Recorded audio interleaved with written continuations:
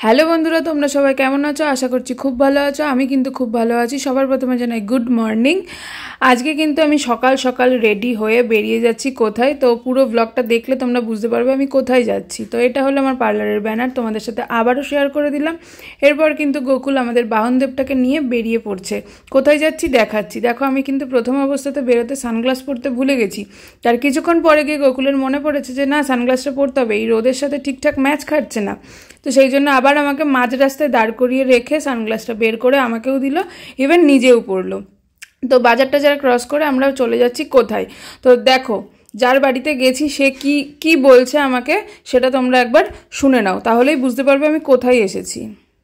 এই লোকটা স্বাদ, আজকে এই লোকটারই স্বাদ, পেটটা দেখে তাই মনে হচ্ছে এই লোকটারই স্বাদ।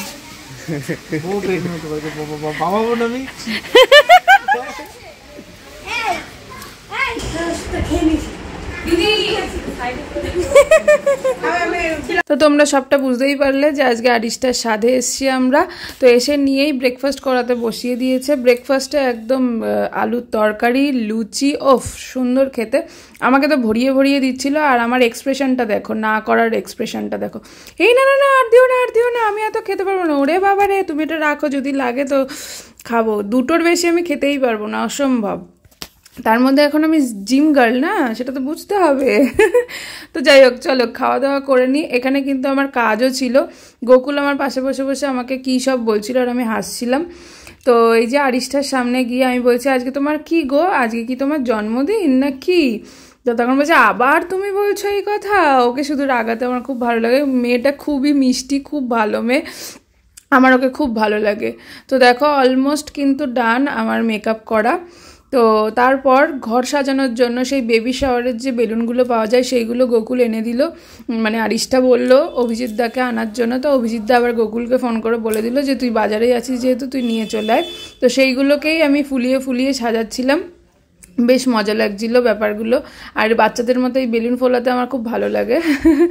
তো দেখো, এই যে টাঙিয়ে নিলাম। এরপরই বসে গেল আমাদের আরিষ্ঠা রানী এই যে খেতে।